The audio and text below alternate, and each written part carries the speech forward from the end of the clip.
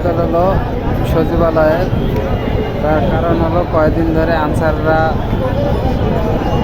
সমাবেশ পালন করতেছে ওদের দাবি আদায়ের জন্যে।